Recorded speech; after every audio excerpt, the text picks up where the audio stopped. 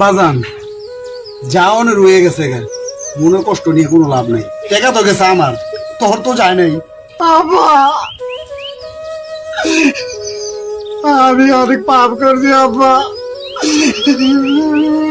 তোমার টাকা নিয়ে চুরি করে বাবা। আমি একটা মাইখানে দিয়েছি বাজান, মাইখানে আমার লাগে বেইমানি করছি বাবা।